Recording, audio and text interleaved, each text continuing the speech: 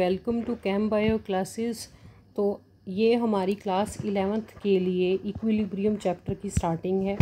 तो आप इसको जेई, नीट या फिर नेट के एग्ज़ाम के लिए देख सकते हैं और साथ में बोर्ड्स के लिए तो है ही। तो यहाँ पर इक्विलिब्रियम को स्टार्ट करने से पहले सबसे पहले आपको बता दिया जाए, IUPAC नॉमेनक्लेचर की सीरीज़ पूरी अपलोड हो चुकी है, आप वो देख सकते हैं। तो 1 to 28 लेक्चर्स हैं अराउंड हमारे, जो नॉमेनक्लेचर कंप्लीट उसके अंदर है। ऑर्गेनिक का कहें तो ऑर्गेनिक का जो फर्स्ट चैप्टर है क्लास 11th के अंदर, वो सारा यहाँ पर कंप्लीट है। तो अब इस चैप्टर को हम स्टार्ट करने से पहले मैं आपको बताना चाहूँगी इक्विलिब्रियम है क्या। इक्विलिब्रियम एक स्टेबल स्टेट है। एक स्टेबल स्टेट किस में है? एक रिवर्सिबल रिएक्शन में। ए से बी बना और बी से फिर ए वापस से बन रहा है, ए से बी और बी से ए बन रहा है। तो अगर मैं कहूँ ए से बी बनने की प्रोसेस को हम बोलेंगे फॉरवर्ड रिएक्शन, और बी से ए जो बन रहा है इसको हम कहेंगे बैकवर्ड रिएक्शन। तो ये जो एरो होता है बेसिकली ये रिवर्सिबल रिएक्शन का फीचर होता है। रिवर्सिबल रिएक्शन में हम यही एरो का यूज़ करते हैं। उसके बाद कहूँ तो स्टेबल स्टेट है जहाँ पर rate of forward reaction equal हो जाएगी रेट ऑफ बैकवर्ड रिएक्शन के। कहने का मतलब कि जितना रिएक्टेंट बन रहा है उतना ही प्रोडक्ट बन रहा है। तो एक इक्विलिब्रियम सा जनरेट हो गया है। ठीक है, अगर मैं इसके लिए एक ग्राफ बना दूं तो भी आप देख सकते हैं कि अगर रेट और टाइम के बीच में ग्राफ बनाएं तो आपको पता है शुरू में क्या होता है कि जैसे अगर मान लो ये हम कहते हैं कि रिएक्टेंट्स से क्या बना, प्रोडक्ट्स बन रहे हैं। ठीक है, तो फॉरवर्ड रिएक्शन क्या होती है कि आपके पास जो रिएक्टेंट्स है वो ख़त्म होते जा रहे हैं, प्रोडक्ट में चेंज होते जा रहे हैं।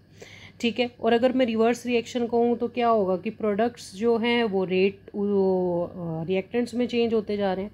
बट एक ऐसी स्टेट आ जाएगी जहाँ पर ये इक्विलिब्रियम अटेन कर जाएगा कि प्रोडक्ट इक्वल हो जाएंगे रिएक्टेंट के। तो ये जो स्टेट होती है,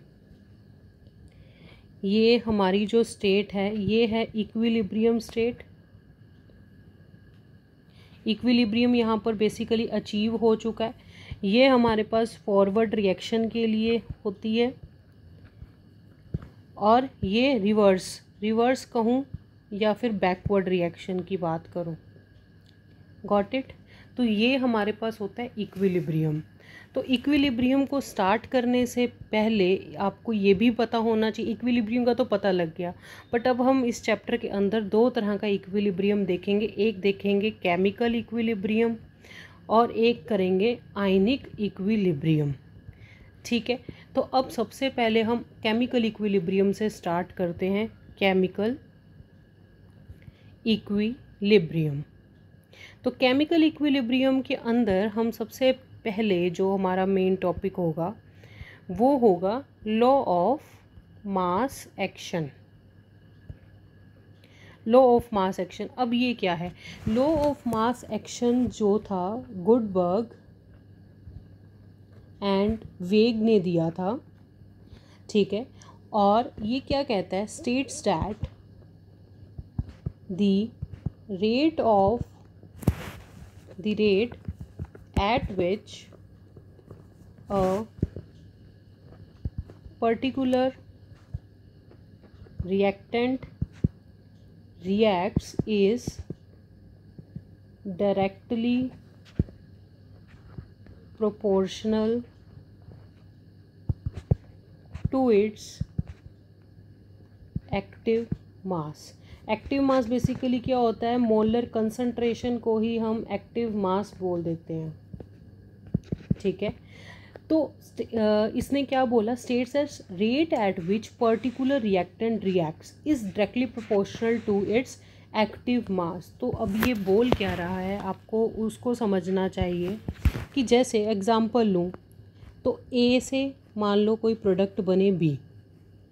ठीक है, अभी उसने कोई रिवर्सिबल रिएक्शन नहीं बोला, कुछ ही रिवर्सिबल नहीं बोला, बहुत जस्ट बोल रहा है कि अगर कोई रिएक्शन हो रही है तो उस रिएक्शन का मतलब according to law of mass action इस लॉ के अकॉर्डिंग जो रेट है वो क्या है, डायरेक्टली प्रोपोर्शनल है रिएक्टेंट की एक्टिव मास। ये जो स्क्वायर ब्रैकेट ये क्या शो करता है कि एक्टिव मास या मोलर कंसंट्रेशन,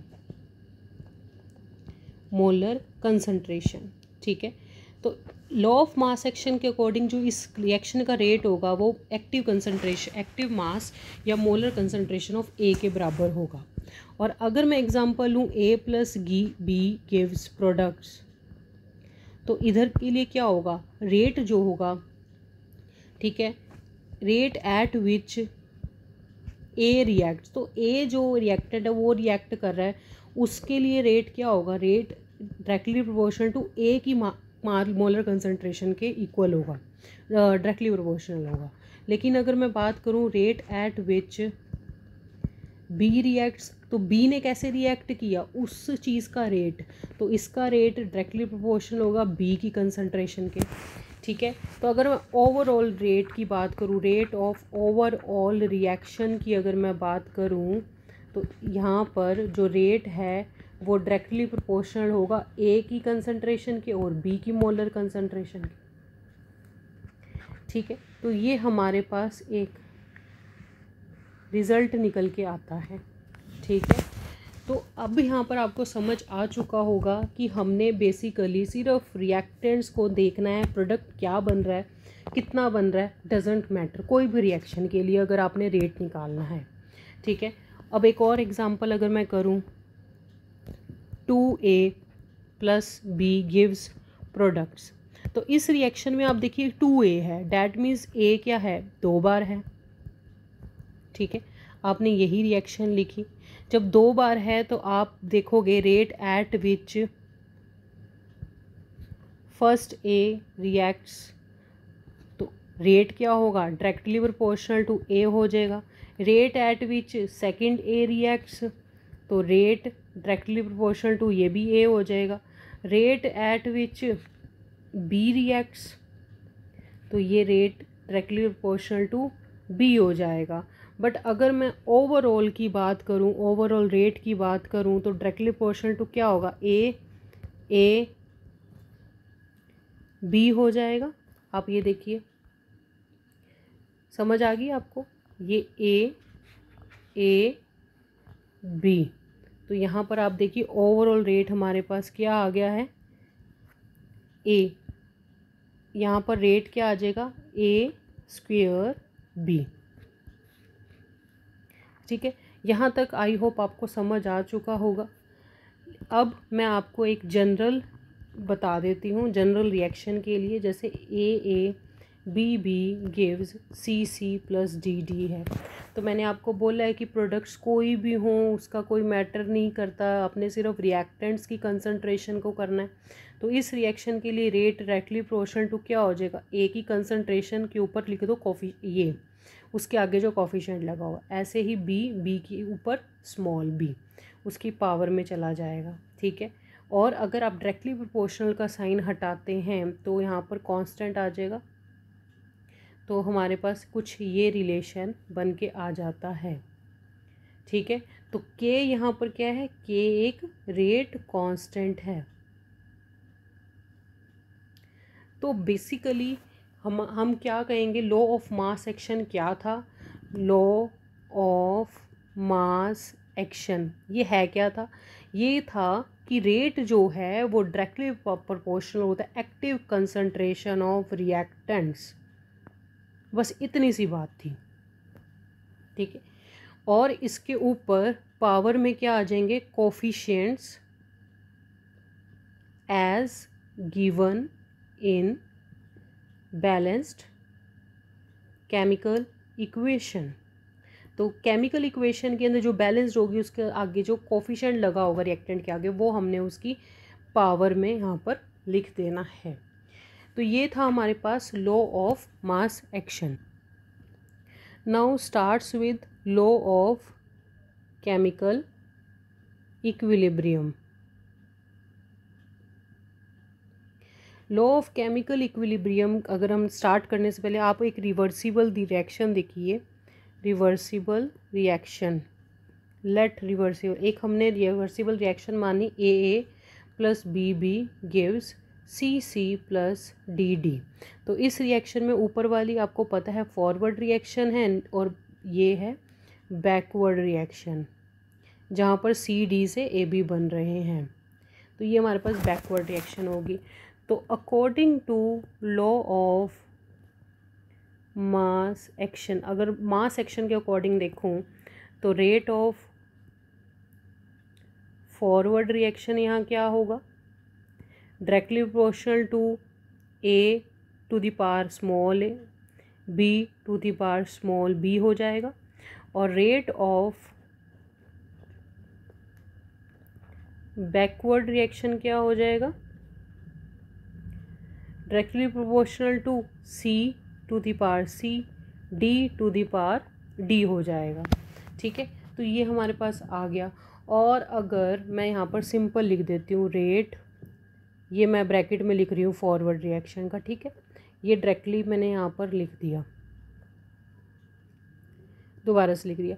अब आपको पता है कि यहाँ पर डायरेक्टली प्रोपोर्शनल का साइन है, तो ये ख़त्म हो जाएगा रेट, ये मैं एफ लिख रही हूँ समझाने के लिए, के आ गया।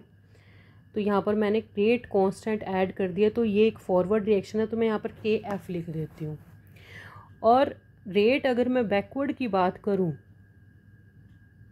तो बैकवर्ड के केस में ये डायरेक्टली प्रोपोर्शनल टू किसके होगा, C to the power C D to the power D. तो यहाँ पर भी जो रेट होगा बैकवर्ड का वो क्या होगा, इक्वल्स टू के बी सी और डी डी। ठीक है, और हमें क्या पता होता है कि एट इक्विलिब्रियम, जो मैंने आपको बिल्कुल स्टार्टिंग में बताया कि इक्विलिब्रियम पे क्या होता है, रेट जो ऑफ फॉरवर्ड रिएक्शन है is equals to rate of backward reaction. Rate of forward reaction और रेट ऑफ बैकवर्ड रिएक्शन बिल्कुल इक्वल हो जाएगा। तो अगर हम इसको इक्वल मान के चलें तो आपको ये पता लगेगा K F A B is equals to K B C D and D. तो आप इसको ऐसे अरेंज कर सकते हैं। तो जब मैंने इसको ऐसे अरेंज किया तो जो के एफ अपॉन के बी है इसको हम क्या लेंगे, के सी। तो के सी हमारे पास क्या है, इक्विलिब्रियम कांस्टेंट। इक्विलिब्रियम कांस्टेंट क्या होता है, ratio of rate constant for forward reaction to the backward reaction. तो बेसिकली क्या है, ये रेशो है रेट कांस्टेंट, मतलब के का फॉरवर्ड रिएक्शन का और बैकवर्ड रिएक्शन के रेट के रेशो को ही हम केसी बोलते हैं। तो यहाँ पर आपको जो लॉ ऑफ केमिकल इक्विलिब्रियम समझ आ चुका होगा, जिसके अंदर हमने केसी की वैल्यू को निकाल के आपको दिखाया है। ये सब था जो इक्विलिब्रियम स्टेट पे हो रहा है। आप ये देखिए कि इक्विलिब्रियम पर क्या, ये इक्विलिब्रियम पे हो रहा था कि जहाँ पर रेट जो होता है फॉरवर्ड और बैकवर्ड रिएक्शन का सेम होता है, इक्वल होता है, और जब हम उनका रेशो करते हैं के एफ अपॉन के सी के बी का तो के सी होता है। लेकिन अगर हम बात करें नॉन इक्विलिब्रियम की, non equilibrium at non equilibrium, तो जब हम इसकी बात करते हैं तो आप ये देखिए, तो उस केस में हम Q यूज़ करते हैं इंस्टेड ऑफ केसी की जगह पर हम Q यूज़ करेंगे। Q क्या होता है, C to the power C D to the power D upon A to the power A B to the power B। मतलब प्रोडक्ट्स के रेट के और रिएक्टेंट के रेट के रेशो, प्रोडक्ट्स की कंसंट्रेशन और रिएक्टेंट की कंसंट्रेशन का रेशो जो होगा वही हमारा Q होगा in case of non equilibrium. तो अगर मैं नॉर्मली बात करूं तो आप यहाँ पर भी देख लो कि के सी और के Q में क्या फ़र्क है। ये था के सी और ये था Q, कुछ फ़र्क नहीं है, बस हमने नॉन इक्विलिब्रियम में के सी को ही Q मान के चला हुआ है। तो अगर मैं यहाँ पर आपको बताऊँ तो क्या कहूँगी कि अगर मैं इक्विलिब्रियम की बात करती थी तो मैं ये कह सकती हूँ कि क्यू के सी एक ही बात है। लेकिन अगर मैं नॉन इक्विलिब्रियम की बात करूं कि कब जब कोई चीज़ इक्विलिब्रियम में नहीं है तो क्यू नॉट इक्वल टू के सी हो जाएगा। जब क्यू नॉट इक्वल टू के सी है तो दो चीज़ें हो सकती हैं, या तो क्यू के सी से बड़ा होगा या क्यू के सी से छोटा होगा। अगर Q बड़ा है दैट मीन्स रेट जो है वो बैकवर्ड रिएक्शन की ज़्यादा है रेट ऑफ फॉरवर्ड रिएक्शन से, और अगर रेट ऑफ फॉरवर्ड रिएक्शन ज़्यादा है रेट ऑफ बैकवर्ड रिएक्शन से तो Q छोटा होगा Kc से। अब ये रेट ऑफ बैकवर्ड और फॉरवर्ड क्या है, जैसे अगर मैं A से B बनाना है और B से A बनाना है तो क्या होता है, अगर रेट ऑफ बैकवर्ड रिएक्शन की बात करूँगी तो ज़्यादा है, उसका मतलब है कि B से A बहुत जल्दी और बहुत ज़्यादा बनता है, मतलब जल्दी जल्दी बन रहा है, डैट मीन्स एक टाइम पे बहुत ज़्यादा बन रहा है। सिमिलरली रेट ऑफ फॉरवर्ड ज़्यादा है तो A से B की रिएक्शन अच्छे से हो रही है, जल्दी हो रही है, ज़्यादा हो रही है। तो ये मतलब होता है इस बात को कहने का। और यहाँ पर एक और चीज़ आती है कि अगर आप गैशियस रिएक्टेंट्स और प्रोडक्ट्स यूज़ कर रहे हैं, रिएक्शन एंड प्रोडक्ट्स, जब आपकी इक्वेशन के अंदर या आपको क्वेश्चन में रिएक्टेंट्स और प्रोडक्ट्स गैसियस कंडीशन में दे रखा है तब क्या फॉर्मूला लगेगा, तब आपने फॉर एग्जांपल आपकी रिएक्शन है A plus B gives C plus D, ये रिएक्शन है, तो ये सब चीज़ें क्या हैं, गैसियस में है अगर बाई चांस, तो आपने इनकी कंसंट्रेशन को यूज़ नहीं करना, आपने वहाँ पर प्रेशर को यूज़ करना है, पार्शियल प्रेशर को ही यूज़ करना है। तो अगर यहाँ पर क्या होगा, के सी की जगह के पी हो जाएगा, पी सी, ये सी कैपिटल है और ये सी स्मॉल है, P D P A B, तो ये हमारे पास आ गया जहाँ पर हमने पार्शियल प्रेशर लिखा हुआ है। ठीक है, तो ये आपको आई होप ये समझ आ चुका है। तो केपी बेसिकली क्या है, केपी जो है ratio of partial pressure of the products to the partial pressure of the reactants, each raised to the power the coefficients as given in the balanced chemical equation. तो I hope यहाँ तक आपको समझ आ चुका होगा। आज के लेक्चर में हम सिर्फ इतना ही करेंगे, कल हम और चीज़ों के बारे में डिस्कस करेंगे। तो लास्ट में बस मैं आपको रिकैप करवाना चाहूँगी कि लॉ ऑफ मास एक्शन किया था हमने। ठीक है, तो लॉ ऑफ मास एक्शन में आपने क्या किया था कि रेट जो होता है किसी भी चीज़ का, तो रिएक्शन का, तो रिएक्टेंट की मोलर कंसंट्रेशन या एक्टिव मास के डायरेक्टली प्रोपोर्शनल होता है। फिर हमने किया लॉ ऑफ केमिकल इक्विलिब्रियम। इसका मतलब कि केमिकल इक्विलिब्रियम पे क्या होता है, rate of forward reaction equal हो जाता है रेट ऑफ बैकवर्ड रिएक्शन से, जिससे क्या होता है के सी मिलता है हमें K F upon K B is equals to product जो होगा molar concentration of products to the reactants. ये हमारे पास एक रिलेशन बन के आया था। और हमें क्या पता लगा था कि Q, ये हम इक्विलिब्रियम की बात कर रहे थे और नॉन इक्विलिब्रियम के केस के अंदर मैंने Q यूज़ किया था। Q जो हो जाएगा वो Kc की जगह हम Q यूज़ करेंगे। और यहाँ पर दो कंडीशन बताई थी कि अगर Q ज़्यादा है Kc डैट मीन्स उसमें rate of forward reaction rate of backward ज़्यादा होगा रेट ऑफ फॉरवर्ड से, ये कंडीशन थी। और अगर Q Kc से छोटा है तो वहाँ पर रेट ऑफ फॉरवर्ड रिएक्शन ज़्यादा होगा रेट ऑफ बैकवर्ड से। और लास्ट में मैंने आपको Kp इंट्रोड्यूस किया था जब गैशियस हमारे पास रिएक्टेंट एंड प्रोडक्ट्स होंगे, वहाँ पर केपी क्या होगा, पार्शियल प्रेशर का हमने यहाँ पर रेशो लेना, partial pressure product of the partial pressure of products to the partial product of partial pressure of reactants. ये हमने अभी आज की क्लास के अंदर किया है, आप इसको स्क्रीनशॉट ले सकते हैं, ठीक है।